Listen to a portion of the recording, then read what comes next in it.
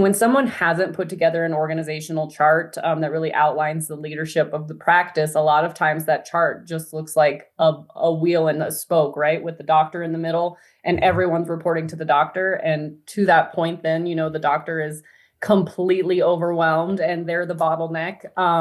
So my question there is, how do you coach someone through that first step? Because a lot of times too, they're the bottleneck because they also don't want to let go. Yeah. So as a coach, how do you empower your clients to start to let things go for the good of the office? Yeah. First of all, I like that analogy a lot. I've never heard you say that before. My analogy is like in my first 6 dental practices, my organizational chart looked like a pom-pom because everybody had direct access to me, and I had 50 people working for me, and they would be able to pick up the phone and text me and say, Martha is being mean in hygiene today. Or I was just double checking for the 3rd time, like, is my vacation day 6 weeks from now approved? And it was like my phone was blowing up all day, every day, and understandably so, because I was wearing all the hats. There's no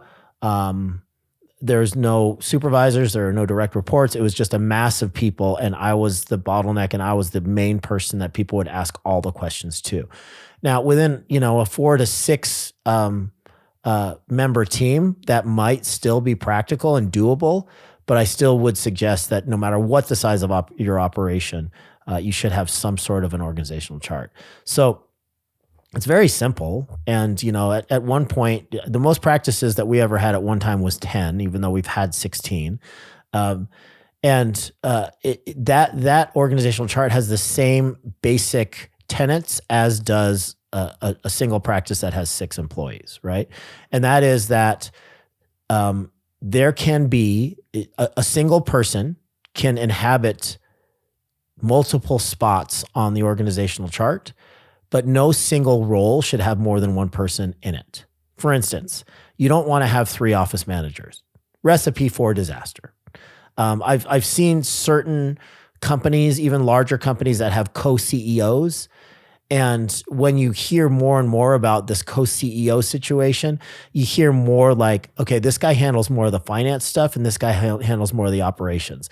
So you really could, in essence, say that one of them is a CEO and one of them is COO, but they don't want any person to appear to be lower on the pecking order than somebody else. So they have co-CEOs. That's a very rare occurrence, but for the most part, there should not be 2 people inhabiting a role on the organizational chart, but one person can inhabit more than one role. For instance, that smaller practice, less than 3 practices, or a practice that has less than 10 people, the CEO, who's the owner of the dental practice, can also be the COO, who could also be the chief marketing officer, who could also be the lead biller, right?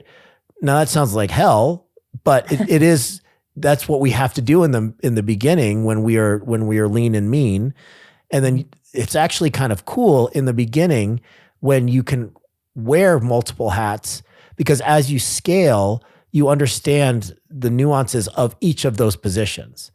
Like I always tell the story of like my first job was my financial residency and it was my clinical residency, because I worked at a very high-paced Medicaid office. So I learned how to run 3 rooms simultaneously and be very efficient and put out good dental work, be able to present treatment plans very well. But also in the afternoons, after everybody went home, I would sit with the office manager, and she would teach me everything about what she did.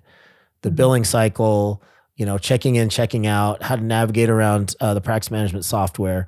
So I had this really cool experience where I understood what happened behind the scenes.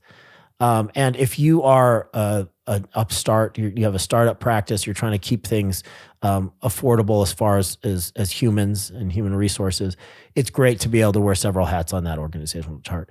So what you want to do is make sure that you have a limited number of direct reports, people that are directly beneath you, and then allow people to be supervisors within your organization. That is the ultimate goal, right? So I like to have no more than 4 direct reports at any given time for any of my businesses, and I think I was the same way for a dental practice. We had usually a clinical director, which in most cases, that's going to be the CEO is also going to be the clinical director. So you're going to show up in two spots on the organizational chart.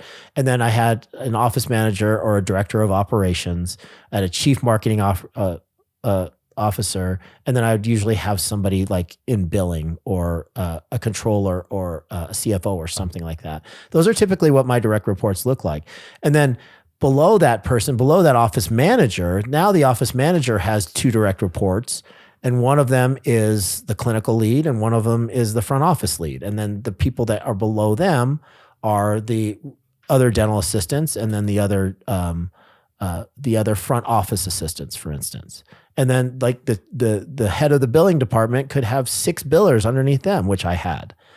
So that's kind of like a verbal representation of a very, very visual kind of a visual part of the operations manual, but very, very important.